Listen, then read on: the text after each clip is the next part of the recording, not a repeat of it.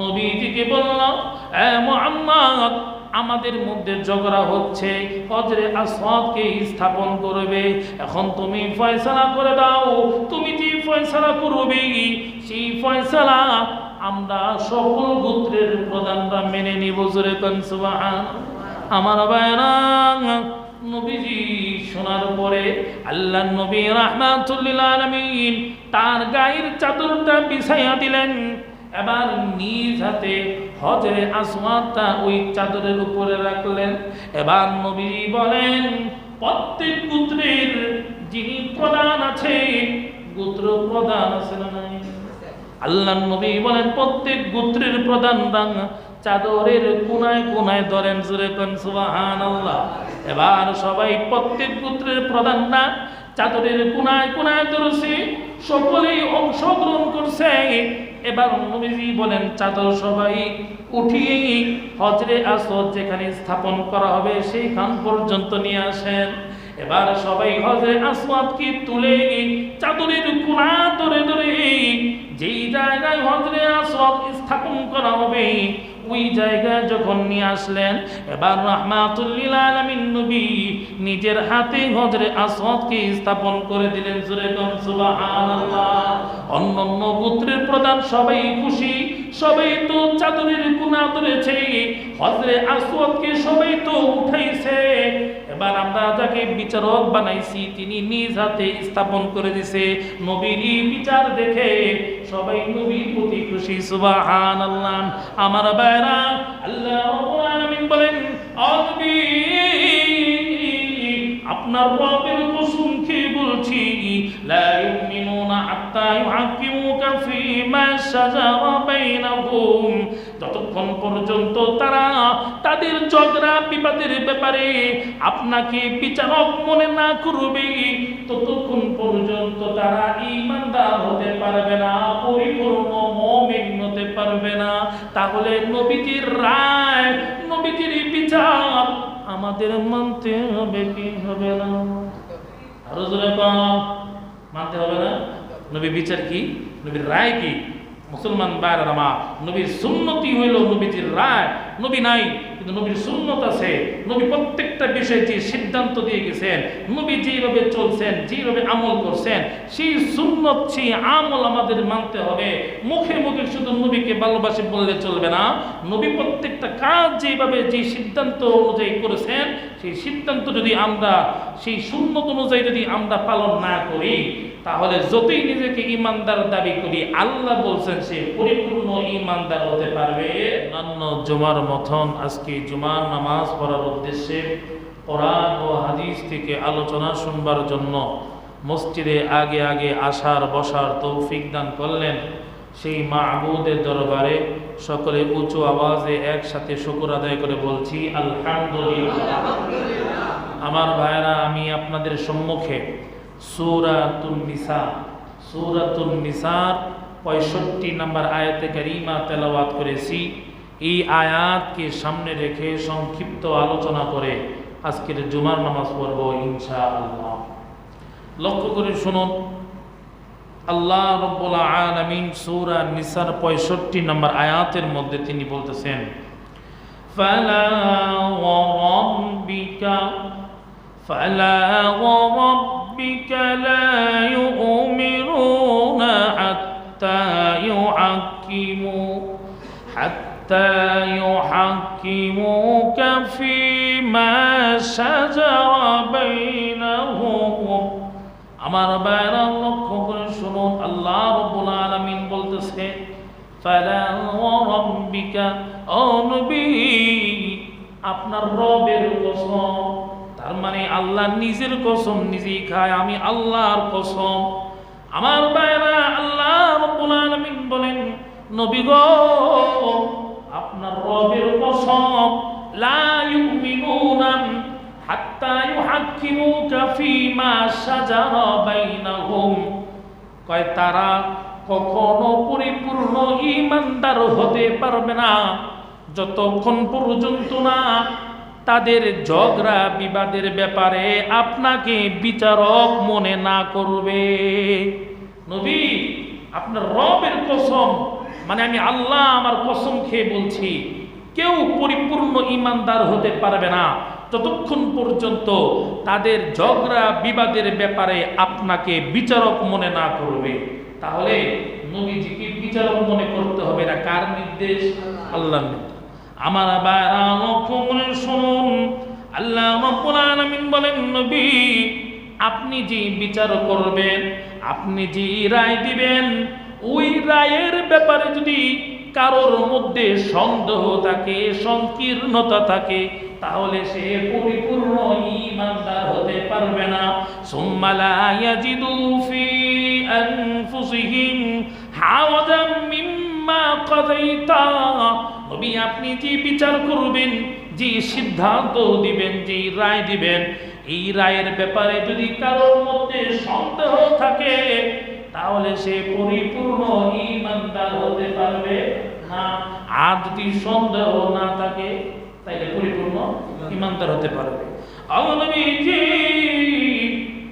আপনি যে রায় দিবেন, ওয়ায়ুসাল্লিমু তাসলিমা, শান্ত চিত্তে যারা মেনে নিবে, আপনার রায়ের প্রতি পূর্ণ আত্মসমর্পণ যারা করবে, তারাই পরিপূর্ণ ঈমানদার। আর যারা আপনার রায়ের প্রতি পূর্ণ আত্মসমর্পণ না করবে, শান্ত চিত্তে যারা আপনার রায় মেনে না নেবে, তারা কখনোই পরিপূর্ণ ঈমানদার হতে পারবে না। তাহলে আল্লাহ রাব্বুল আলামিন সূরা নিসার 65 নম্বর আয়াতের মধ্যে বললেন, ও নবী আপনার রবের কসম, যতক্ষণ পর্যন্ত না তারা তাদের ঝগড়া বিবাদের ব্যাপারে আপনাকে বিচারক মনে না করবে, ততক্ষণ পর্যন্ত তারা কখনোই ঈমানদার হতে পারবে না। আমার ভাইয়েরা, এজন্য নবীজি ছিলেন ন্যায়পরায়ণ একজন বিচারক, ইনসাফপূর্ণ বিচারক। আমার ভাইয়েরা লক্ষ্য করে শোনো, মক্কায় নবীজি থাকা অবস্থায় এখনো নবুয়ত প্রকাশ পায় নাই, কিন্তু লোকেরা নবীজিকে আল আমিন, বিশ্বস্ত মনে করত। আমার ভাইয়েরা লক্ষ্য করে শোনো, মক্কার কাবার দায়িত্ব ছিল কুরাইশদের, কিন্তু বন্যায় আসার কারণে কাবা ঘরের দেওয়ালটা দুর্বল হয়ে পড়ছে, যে কোনো সময় ভেঙে যেতে পারে। আরও নানান সমস্যা, অনেক সময় দেখা গেছে কাবা ঘরের চতুর্দিকে দেওয়াল কিন্তু উপরের ছাদ ছিল না, যার দরুন অনেক সময় চুরি করতে চাইতো। বিভিন্ন সমস্যা থাকার কারণে তখনকার কুরাইশী লোকেরা সিদ্ধান্ত নিয়েছে যে কাবা ঘরকে তারা পূর্ণ নির্মাণ করবে। এখন আল্লাহর ঘর পূর্ণ নির্মাণ করা এটা সবের কাজ না? সবের কাজ। এখন কুরাইশরা সিদ্ধান্ত নিছে যে কাবা ঘরকে তারা পূর্ণ নির্মাণ করবে। আমার ভাইরা লক্ষ্য করে শুনুন, কে কোন গোত্র কি কাজ করবে তার নির্ধারণ হয়ে গেছে। এই গোত্র এই কাজ করবে, এই গোত্র এই কাজ করবে, এটা সম্মানের কাজ, আল্লাহর ঘরের কাজ, যেরকম ঠিক না? এখন তো আমরা আল্লাহর ঘরের কাজ, আল্লাহর ঘরের ঝাড়ু দেওয়া, আল্লাহর ঘর নির্মাণের সময় মিস্ত্রিগিরি করা, এই হেল্পারগিরি করাকে অসম্মানজনক মনে করে, কিন্তু না, আল্লাহর ঘরের কাম এটা বেঈমান কাফের মুশরিকরাও এটাকে সম্মানজনক মনে করত। তো কুরাইশীরা তারা সিদ্ধান্ত নিয়েছে আল্লাহর ঘর পূর্ণ নির্মাণ করবে, কোন গোত্র কি কাজ করবে সব তারা নির্ধারণ করে রেখেছে। নিয়ম অনুযায়ী তারা আল্লাহর ঘরের কাজ নির্মাণ, পূর্ণ নির্মাণের কাজ শুরু করে দিয়েছে। আমার ভাইরা কাজ করতে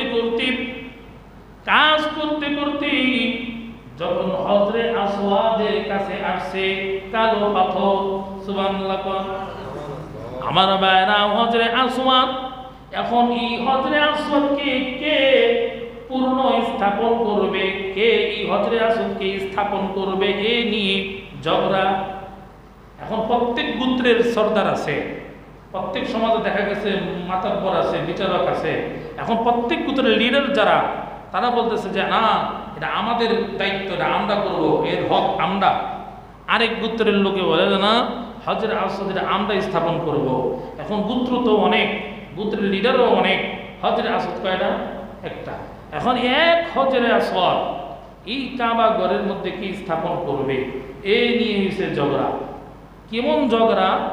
ইতিহাসের কিতাবের মধ্যে লেখেন, সিরাতের কিতাবের মধ্যে আছে 5 দিন ঝগড়া লাগছে, এবং প্রথম দিন ঝগড়া লাগার পরে কথা কাটাকাটি তর্কাতর্কি হওয়ার পরে তারা রীতিমতো প্রত্যেক গোত্রই যুদ্ধ করার জন্য তারা প্রস্তুতি নিতেছিল।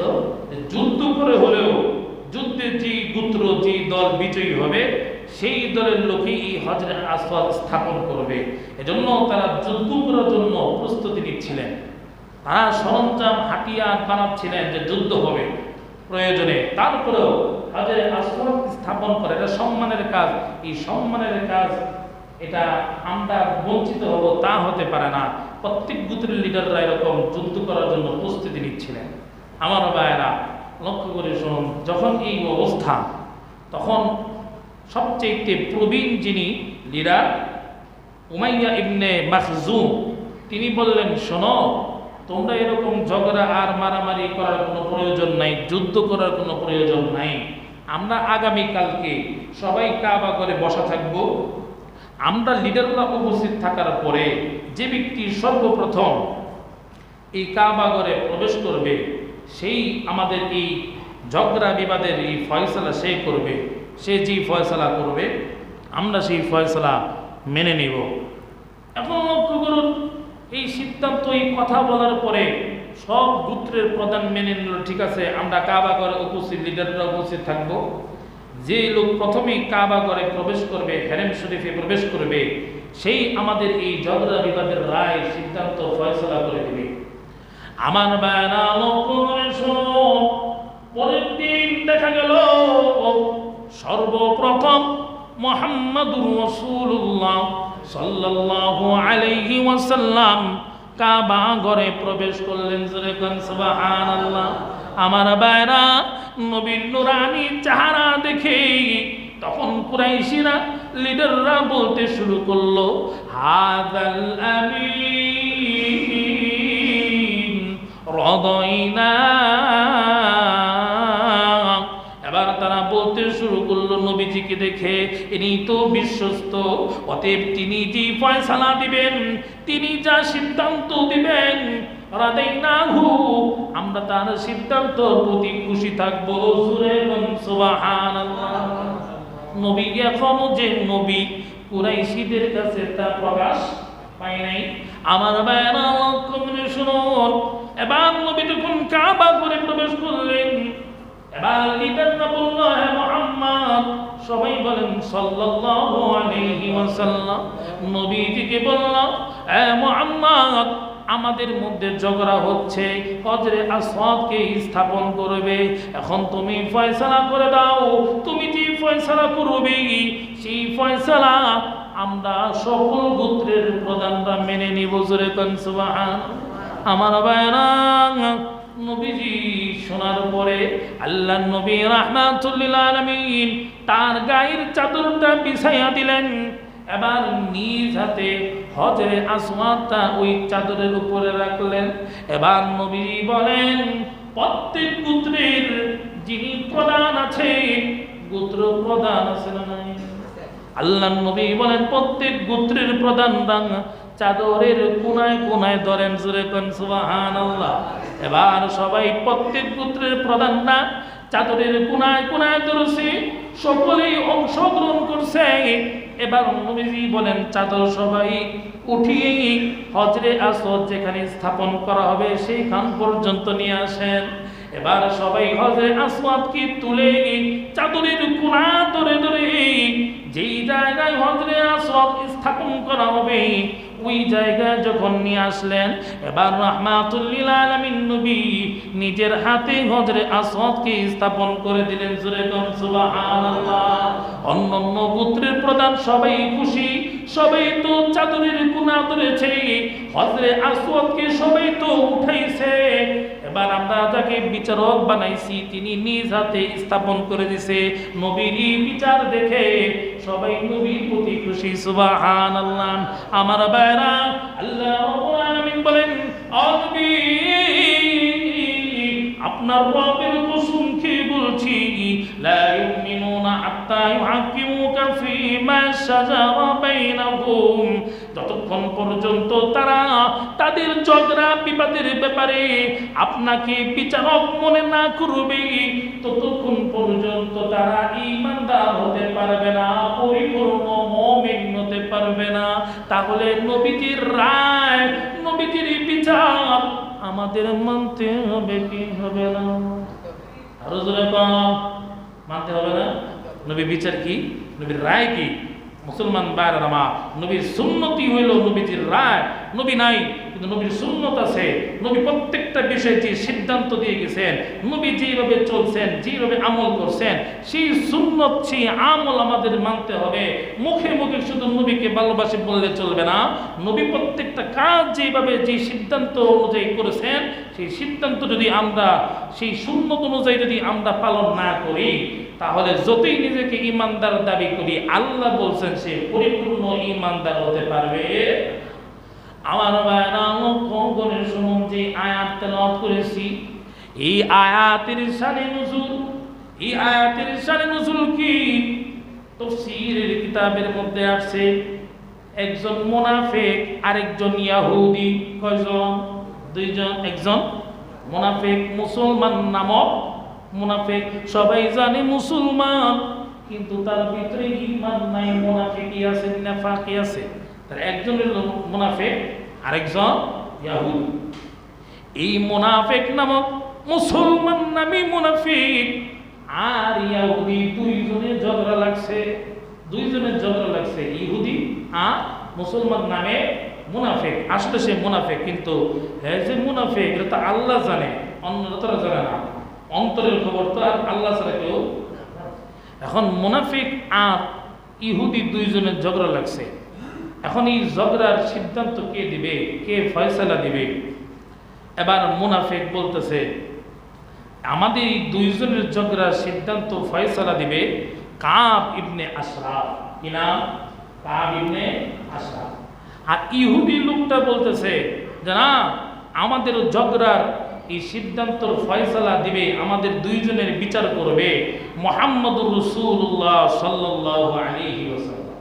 তাহলে যে মুসলমান, তার তো বলা উচিত ছিল যে মুহাম্মদ সাল্লাল্লাহু আলাইহি ওয়াসাল্লাম বিচার করবে, কিন্তু সে তো আসলে মুসলমান না, সে হলো মুনাফিক। এখন এই মুনাফিক বলতেছে কাব ইবনে আশরাফ বিচার করবে। কাব ইবনে আশরাফকে, কাব ইবনে আশরাফ হইল এই ইহুদিদের আলেম। যে লোকটার লোকে ঝগড়া করছে তাদেরই আলেম হইল কাব ইবনে আশরাফ। এখন ইহুদির তো মানা দরকার ছিল, আরে আমাদের ধর্মের আলেমই বিচার করবে, ইহুদি তো মানা দরকার ছিল, কিন্তু ইহুদি মানে না। কেন মানে না? কারণ কাব ইবনে আশরাফ কেমন লোক না বললে হবে না। এই সূরার 50 নম্বর আয়াতের মধ্যে কাব ইবনে আশরাফের ব্যাপারে আল্লাহ তাআলা আয়াত নাযিল করছেন। কি আয়াত? এটা একটু বলতে হবে, তাহলে আপনি বুঝবেন না যে ইহুদি কেন কাব ইবনে আশরাফকে বিচারক মানতে চাচ্ছে না, মুহাম্মদ সাল্লাল্লাহু আলাইহি সাল্লামকে বিচারক মানতে চায় ইহুদি। কাব ইবনে আশরাফ তাদেরই ধর্মের আলেম, তাকে কেন বিচারক মানতে চায় না?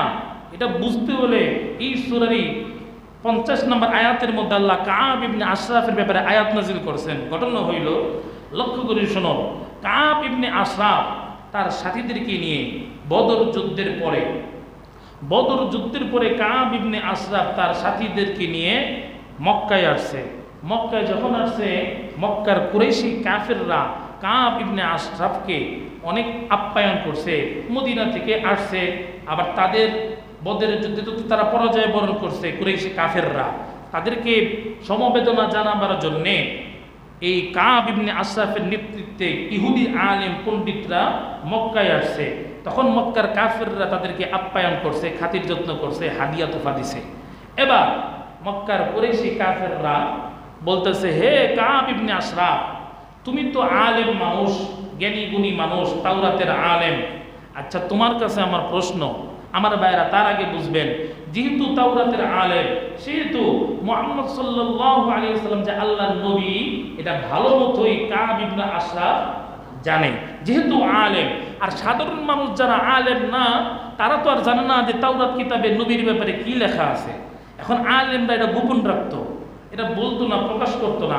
কাব ইবনে আশরাফ নবীর ব্যাপারে, নবীর গুণাবলী, নবীর সিফাত, এগুলো প্রকাশ করতো না আমার ভাইয়েরা, কিন্তু জানতো যে মুহাম্মদ সাল্লাল্লাহু আলাইহি ওয়াসাল্লাম তিনি হলেন সত্য নবী, সর্বশ্রেষ্ঠ নবী, তাওরাত কিতাবের মধ্যে আছে।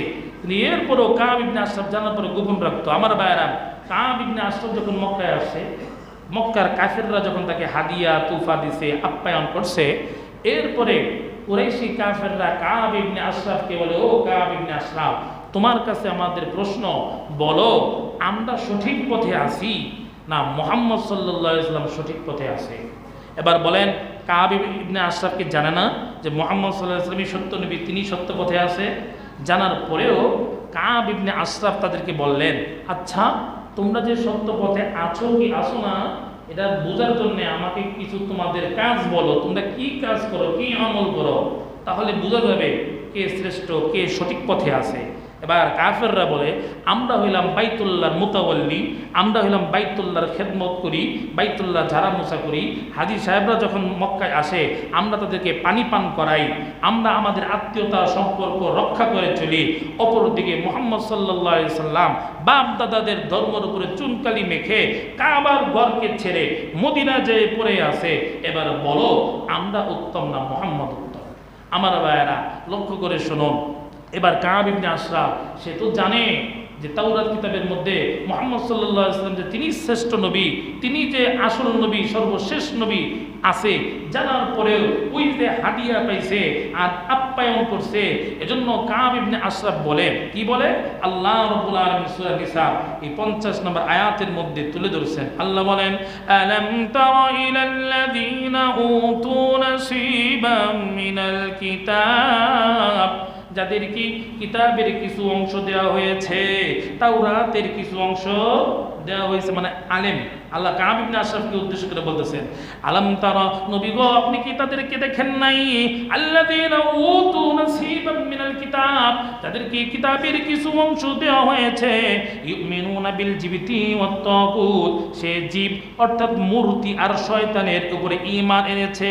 ওয়া ইয়াকুলুনা লিল্লাযীনা কাফারু, আর তারা কাফিরদেরকে বলে, হাউলাই আহদা মিনাল্লাযীনা আমানু সাবিলা, হাউলা আই আনতুম আহাদা মিনাল্লাযীনা আমানু সাবিলা, যারা ঈমান আনছে মুসলমানের চাইতে তোমরাই অধিকতর সঠিক পথে আছো। বলেন নাউজুবিল্লাহ। কাব ইবনে আশরাফ বলে যে এই কথাগুলো শুনে কাব ইবনে আশরাফ বলে যে না শোনো, হাউলাই এই সমস্ত লোকেরা, মানে আনতুম তোমরা, কাফেররা তোমরাই, আহাদা মিনাল্লাযীনা আমানু সাবিলা, যারা ঈমান আনছে তাদের চাইতে তোমরাই অধিকতর সঠিক পথের মধ্যে আসো। এই হলো কাব ইবনে আশরাফের চরিত্র। হাদিয়া দিলে আর ভালো আপ্যায়ন করে খাওয়াইলেই সঠিক জিনিসগুলো গোপন রাখে, এই কথা ওই ইহুদি লোকটা জানে কি জানে? এবার ইহুদি লোকটা বলে যে না, কাব ইবনে আশরাফকে বিচারক মানা যাবে না, কারণ কাব ইবনে আশরাফকে যদি বিচারক মানা হয়, পরে যে হাদিয়া দিব, যে খাওয়াইব, তার পক্ষে সে রায় দিব, তার পক্ষে অবলম্বন। আর মুহাম্মদ সাল্লাল্লাহু আলাইহি ওয়াসাল্লাম মুসলমান বুঝে না, কাফির বুঝে না, ধনী বুঝে না, গরিব বুঝে না, যে পক্ষে থাকবে তার পক্ষে সে সিদ্ধান্ত দেবে। এবার ইহুদি বলে আমাদের বিচার করবে মুহাম্মদ সাল্লাল্লাহু আলাইহি ওয়াসাল্লাম। আর ওই মুনাফিক জানে কাব ইবনে আশরাফকে যদি হাদিয়া দেওয়া হয় তাহলে কাব ইবনে আশরাফ আমার পক্ষে সিদ্ধান্ত দিবে। আমার ভাইরা, কাব ইবনে আশরাফের মতন চরিত্রের মাতাব্বর আমাদের সমাজেও আছে। হাদিয়া দিলে, ঘুষ দিলে বিচারটা ঘুরাইয়া দেয়। আমার ভাইরা, মুসলমানের চরিত্র এমন হতে পারে না, মুসলমানের চরিত্র হবে মদিনাওয়ালা নবীর মতন। ঠিক কিনা? নবী কোনো ঘুষ খায় নাই, নবীজি ইনসাফের বিচার করেছে, ন্যায়পরায়ণ বিচারক ছিলেন। অতএব মুসলমানও বিচার করবে, ন্যায়পরায়ণতার সাথে বিচার করবে।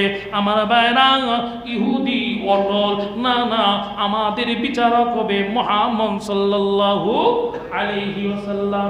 এবার অপরাধ হয়ে এবার মুনাফিক রাজি হয়েছে, ঠিক আছে যেহেতু আমি মুসলমান, নবী জানে আমি মুসলমান, অতএব আমার পক্ষে রায় আসবে। এইভাবে মুনাফিক গেছে নবীর কাছে বিচার নিয়ে, ইহুদি আর মুনাফিক নবীর কাছে বিচার নিয়ে গেছে।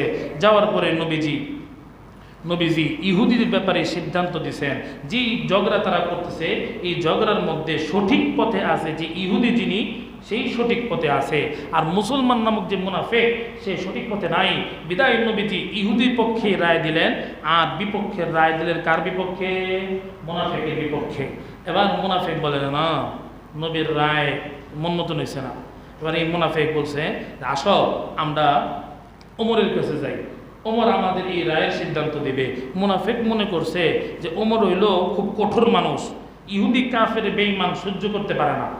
এখন আমি যখন যাব ওমরের কাছে, আমি মুসলমান আর আমার বিপরীতে এলো ইহুদি, তো ওমর জিদ আর রাগে এর হত্যা করে ফেলবে, আমার পক্ষে রায় দিবে, এর বিপক্ষে রায় দিবে।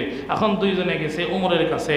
তাফসীরের কিতাবের মধ্যে আসছে, দুইজন যখন ওমর রাদিয়াল্লাহু তাআলার কাছে গেছে, এবার ইহুদি লোকটা বলে, ওমর আমাদের দুইজনের মধ্যে ঝগড়া লাগছে, আমরা বিচার নিয়ে গেছি মুহাম্মদ সাল্লাল্লাহু আলাইহি সাল্লামের কাছে, মুহাম্মদ সাল্লাল্লাহু আলাইহি সাল্লাম আমার পক্ষে রায় দিছে, কিন্তু তিনি মুসলমান, সে এই রায়কে মানে না। ওমর রাদিয়াল্লাহু তাআলা বলে, কিরে ইহুদি যা বলছে ঠিক? হ্যাঁ ঠিক। দাঁড়া, ঘর থেকে তরবারি এনে এক কুবে মুনাফিককে হত্যা করে ফেলছে। আমার ভাইয়েরা, যখন ওমর রাদিয়াল্লাহু তাআলা হত্যা করে ফেলছে, নবীর রায় যে মানবে না তার এই দুনিয়ায় বাঁচার কোনো অধিকার নাই। ওমর রাদিয়াল্লাহু তাআলা কঠোর, কোনো উল্টাপাল্টা তিনি বরদাস্ত করতে পারে না। আমার ভাইয়েরা, ওমর রাদিয়াল্লাহু তাআলা তখন এই মুনাফিককে হত্যা করার পরে মুনাফিকের আত্মীয় স্বজন বংশের লোক যারা ছিল তারা এবার আসতেছে নবীর কাছে। আল্লাহ রাব্বুল আলামিন ওই কথাটাও তুলে ধরছেন। আল্লাহ বলেন, সুম্মা জাউকা ইয়াহলিফুনা বিল্লাহ, ও নবী সুম্মা জাউকা, তারা আপনার কাছে আসবে, ইয়াহলিফুনা বিল্লাহ, আল্লাহর নামে শপথ করবে। কারা? ওই মুনাফিকের লোকেরা, মুনাফিকের বংশের লোক যারা আছে আত্মীয় স্বজন, তারা আপনার কাছে আসবে, ইয়াহলিফুনা বিল্লাহ, আল্লাহর নামে কসম করে বলবে, ইন আরাদনা ইল্লা ইহসানাও ওয়া তাওফীকা, যে ও নবী আমাদের যে বংশের লোক যে যাকে হত্যা করা হয়েছে, ওমর যাকে হত্যা করছে, সে ওমরের কাছে বিচার নিয়ে গেছে, আপনার রায় মানে না এই জন্য না, বরং ইন আরাদনা, আমাদের উদ্দেশ্য ছিল ইহসানাও ওয়া তাওফীকা, ইহসানান আই সুলহান, সন্ধি করা, ওয়া তাওফীকা তাআলিফান, মহব্বত ভালোবাসা সম্প্রীতি জুড়ে দেওয়ার জন্যে। আপনি তো একজনের পক্ষে রায় দিয়েছেন যে ওই সঠিক আর তুমি দোষী, এইভাবে দিছেন। আর ওমর উদ্দেশ্য ছিল ওমরের কাছে যাওয়া, এই জন্যই যে ওমর যেন ওই দুইজনের মধ্যে একটা সন্ধি করে দেয়, একটা মহব্বত ভালোবাসার সম্প্রীতি করে দেয়। আমার ভাইরা, আমাদের সমাজে এখন বিচার এরকমই, যে দোষী তার কোনো বিচার নাই, এরপরে দেখা যায় দুইজনের মধ্যে কুলাকুলি করে দেয়, সম্প্রীতি করে দেয়। আমার ভাইরা লক্ষ্য করে শুনুন, এই হলো এই মুনাফিকদের আত্মীয় স্বজন যাকে হত্যা করা হয়েছে, তাদের আত্মীয় স্বজন বংশের লোকেরা এসে বলতেছে, আমাদের উদ্দেশ্য ছিল সন্ধি করা, আমাদের উদ্দেশ্য ছিল সম্প্রীতি বজায় রাখা। আল্লাহ কয়, উলাইকাল্লাযীনা ইয়ালামুল্লাহু মা ফী কুলুবিহিম, আল্লাহ রাব্বুল আলামিন বলেন, এরা এই সমস্ত লোক যাদের অন্তরের ব্যাপারে আল্লাহ ভালো জানে। আসলে এরা সম্প্রীতির জন্যে, এরা সন্ধি করার জন্যে ওমরের কাছে যায় নাই। মুহাম্মদ সাল্লাল্লাহু আলাইহি ওয়াসাল্লাম সঠিক বিচার করেছে, এই বিচার তারা মানতে নারাজ, এই জন্য ওমরের কাছে গেছে। আমি আল্লাহ তাদের অন্তরের খবর জানি। ফাআরিজ আনহুম, ও নবী আপনি তাদেরকে উপেক্ষা করে চলুন, তাদেরকে এড়ায়া চলুন, তাদের কথার কোনো দাম দিয়েন না। আমার ভাইরা, আল্লাহ রাব্বুল আলামিনের পরে বলেন, ওয়ামা আরসালনা মির রাসূল, ওয়ামা আরসালনা মির রাসূলিন ইল্লা লিয়ুতাআ বিইذনিল্লাহ। আল্লাহ রাব্বুল আলামিন বলেন, আমি নবী, আমি রাসূল প্রেরণ করেছি এই উদ্দেশ্যে যাতে আল্লাহর হুকুমে, আমি আল্লাহর হুকুমে রাসূলদের আনুগত্য করা হয়, এই জন্য আমি রাসূল প্রেরণ করেছি। আমার ভাইরা, আল্লাহ রাব্বুল আলামিন সূরা নিসার 64 নম্বর আয়াতের মধ্যে বলেন, ওয়ামা আরসালনা, আমি রাসূল প্রেরণ করিনি, ওয়ামা আরসালনা মির রাসূলিন, আমি রাসূল প্রেরণ করিনি, ইল্লা, তবে রাসূল প্রেরণ করেছি লিয়ুতাআ, তার আনুগত্য করার জন্য। জোরে বলুন সুবহানাল্লাহ। আল্লাহ রাব্বুল আলামিন বলেন, আমি রাসূল প্রেরণ করিনি, তবে আমি আল্লাহ রাসূল প্রেরণ করেছি, আমার উদ্দেশ্য হইল লিয়ুতাআ বিইذনিল্লাহ, আমি আল্লাহর হুকুমে রাসূলদের আনুগত্য করা হবে। আমার ভাইরা, রাসূলদের আনুগত্য করা এটা কার হুকুম? আল্লাহর হুকুম, নবীজির রাসূলের আনুগত্য করতে। আল্লাহই বলেছেন আমার ভাইরা নবীর সুন্নতের উপরে চলতে। কার নির্দেশ? আল্লাহরই নির্দেশ। যদিও নবীর সুন্নত বলে অবজ্ঞা করা যাবে না, নবীর আনুগত্য করা এটা আল্লাহরই হুকুম। জোরে কোন ঠিক কিনা? আমার ভাইরা আল্লাহ বলেন ফালা ওয়া রাব্বিকা লা ইউমিনুনা হাত্তা ইউহাক্কিমুকা ফীমা শাজারা বাইনাহুম। নবী আপনার রবের কসম খেয়ে বলি লা ইউমিনুনা, তারা কখনোই ঈমানদার হতে পারবে না, কখনোই পরিপূর্ণ মুমিন হতে পারবে না হাত্তা ইউহাক্কিমুকা ফীমা শাজারা বাইনাহুম, যতক্ষণ পর্যন্ত না তারা আপনাকে তাদের ঝগড়া বিবাদের ব্যাপারে বিচারক মনে না করবে, ততক্ষণ পর্যন্ত তারা ঈমানদার হতে পারবে না। আমার ভাইরাম, আল্লাহর নবী যে সিদ্ধান্ত দিয়েছেন, যেইভাবে যে কাজ আমাদের করতে বলেছেন, নবীর জীবন আদর্শ, নবীর সুন্নত, সেটাই হইল নবীজির রায়। নবীর সিদ্ধান্ত হইল যেই কাজ নবী যেইভাবে করছেন এটাই নবীর সিদ্ধান্ত। অতএব আমরা যদি নবীর সিদ্ধান্ত, নবীর জীবন আদর্শ, নবীর সুন্নতকে যদি আমরা না মানি, তাহলে আমরাও পরিপূর্ণ ঈমানদার হতে পারবো না। অতএব পরিপূর্ণ ঈমানদার যদি হতে চাই, তাহলে নবীর সুন্নতের উপরে আমাদের আমল করতে হবে। নবীর সুন্নত জেনে জেনে ওই সুন্নতের উপরে আমল করতে হবে। সুন্নত বলে সেটাকে অবজ্ঞা করা যাবে না। যদি সুন্নত কেউ ছেড়ে দেয়, আমার ভাইয়েরা লক্ষ্য করে শুনুন, নামাজের মধ্যে যে আমরা নামাজ পড়ি, নামাজের মধ্যে কিছু আছে ফরজ, কিছু আছে ওয়াজিব, কিছু আছে সুন্নাত। আমার ভাইয়েরা এখন যদি কেউ ফরজ ছেড়ে দেয়, ফরজ কয়টি? মক্তবে যে বাচ্চা পোলাপান আসে এরা জিগাইবেন, দেখবেন যে এই বলে দিব যে ফরজ কয়টি। মক্তবে যে বাচ্চাগুলি সকালে আসে এরা জিজ্ঞাসা করবেন ওয়াজিব কয়টি, নামাজের ওয়াজিব, সে বলে দেবে। মক্তবের বাচ্চা যে সকালে আসে এরা জিগাইবেন নামাজের সুন্নত কয়টি, বলে দেবে। এখন লক্ষ্য করুন, নামাজের ফরজ যদি কেউ ছেড়ে দেয়, ইচ্ছাই হোক অনিচ্ছাই হোক, তাহলে নামাজ ভেঙে যাবে, নামাজ হবে না। আর ওয়াজিবের মধ্যে যদি সমস্যা হয়, কয়েকটা কারণে ওয়াজিবের সমস্যা হয়, এটা বুঝবেন না, সময় লাগবে। এখন লক্ষ্য করুন, ওয়াজিবে যদি সমস্যা হয়, ওয়াজিব যদি তরক করে, তাহলে ইচ্ছাকৃত হইলে নামাজ ভেঙে যাবে, আর অনিচ্ছাকৃত হইলে সাহু সেজদা দেওয়া লাগে। আর সুন্নত যদি কেউ ছেড়ে দেয়, তাহলে নামাজ হয়ে যাবে। নামাজ কি হবে? হয়ে যাবে, কিন্তু অসুন্দর। কি সুন্দর? অসুন্দর। আমার ভাইরা, সুন্নতের মধ্যে আছে দুরূদ শরীফ পড়া, সুন্নতের মধ্যে আছে দোয়ায়ে মাসুরা পড়া, সুন্নতের মধ্যে আছে সানা পড়া, সুন্নতের মধ্যে আছে আউযু বিল্লাহ পড়া, বিসমিল্লাহ পড়া, রুকুর তাসবিহ পড়া, সিজদার তাসবিহ পড়া। এখন কেউ যদি সুন্নত ছেড়ে দেয়, যদি এরকম সুন্নত ছেড়ে দেয় মনের বলে, তাহলেও তার নামাজ হয়ে যাবে। আরে কন্যা, নামাজ হয়ে যাবে, কিন্তু অসুন্দর হবে, কারণ এটা ফরজ না। ফরজ ছেড়ে দিলে নামাজ ভেঙে যাবে, ওয়াজিবের সমস্যা হইলে সাহু সেজদা দিলে ঠিক হয়ে যায়, আর সুন্নত ছেড়ে দিলে ফরজ আদায় হয়ে যাবে, নামাজ হয়ে যাবে, কিন্তু সুন্দর রইল না। আর আমরা সবাই সুন্দরটাই চাই। কোন জামা পরলে, কোন টুপি পরলে আমরা সুন্দর লাগবে, এটা চাই। আমার নামাজটা যে সুন্দর হবে, রসুলের সুন্নত ছাড়া, রসুলের সুন্নত কেউ যদি ছেড়ে দেয়, তাহলে তার নামাজটা সুন্দর হবে না। অতএব সুন্নত নামাজ সুন্দর করতে চাইলে রসুলের সুন্নত মানতে হবে। সবচেয়ে বড় কথা হইল, যদি রসুলের সুন্নত যদি কেউ ছেড়ে দেয়, সুন্নত কেউ অবজ্ঞা করে যদি কেউ সুন্নত ছেড়ে দেয়, রসুল তার প্রতি নারাজ হয়ে যান, অসন্তুষ্ট হয়ে যান। যার প্রতি নবীজি নারাজ হবেন, অসন্তুষ্ট হবেন, ওই লোকের ব্যাপারে হাসরের ময়দানে তার জন্য নবীজি সুপারিশ করবে না। এজন্য আমার ভাইরা, সুন্নত বলে অবজ্ঞা করা যাবে না।